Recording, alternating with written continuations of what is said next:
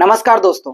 तो दोस्तों आज मैं सिखाने वाला हूं आपको एस ई एस और I S trick to use S E S and I S. इनका कहाँ कहाँ यूज करते हैं, किस तरह से यूज करते हैं और किन किन वर्ब्स के साथ एस ई एस और आई एस का यूज करते हैं। तो आइए शुरू करते हैं और आज के बाद आप कभी भी गलती नहीं करेंगे। तो हमको यहाँ पर इन चीजों का याद रखना है जो 1 2 3 4 5 और ये 6, इन 6 अल्फाबेटिकल का बहुत अच्छे से याद रखना है।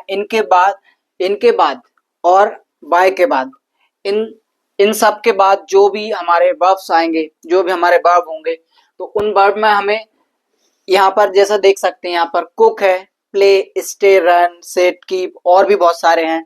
तो उन सब में जितने इनको छोड़कर, जो वर्ब के एंड में अगर ये नहीं आते हैं, इनको छोड़कर और इस बाय को छोड़कर, बाय का भी कब याद रखना है हमको, जैसे इसमें कॉन्सोनेंट में याद रखना, कॉन्सोनेंट होना चाहिए बाय के पहले, कॉन्सोनेंट होना चाहिए, तब जाके हम आई एस का यूज करेंगे, तब जाके आई एस। कॉन्सोनेंट मीन्स इनको छोड़कर, कौन से वोवल्स को छोड़कर कॉन्सोनेंट होना चाहिए, ए आई ओ यू ई, इनको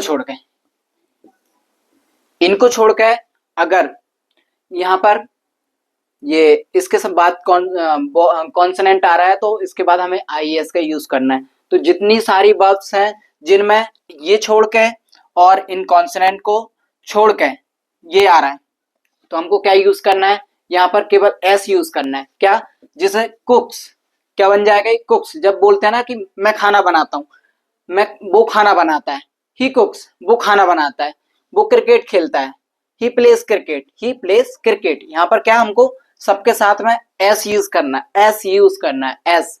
जैसे प्ले, यहाँ पर प्ले के बाद स्टे में भी यहाँ पर क्या है, देखो यहाँ पर हमने क्या नोटिस करा, यहाँ इसके बाद में क्या आ रहा है, बॉबल आ रहा है।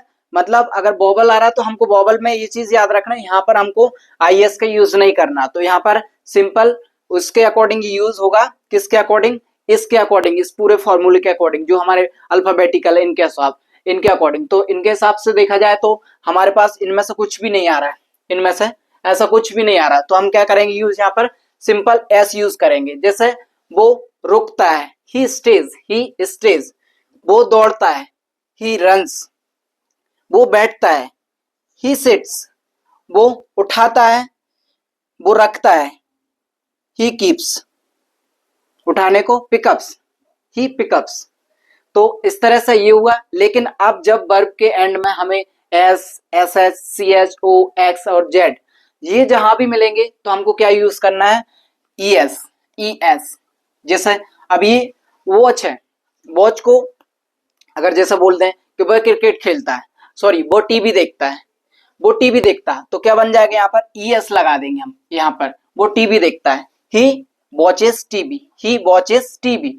और टच, यहाँ टच के साथ में क्या आ जाएगा, यहाँ पर भी यस। क्यों, क्योंकि इन सब में देखे जाए तो क्या क्या आ रहा है, सी एच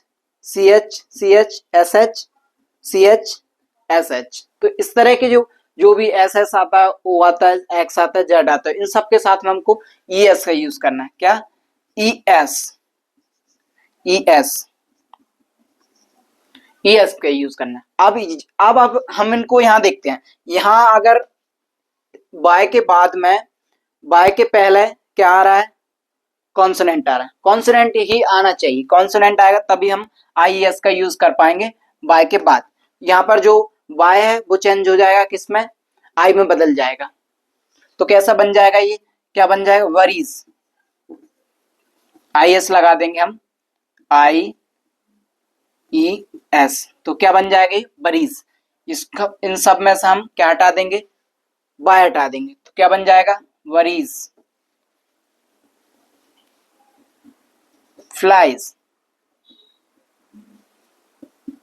क्राइज, ट्राइज और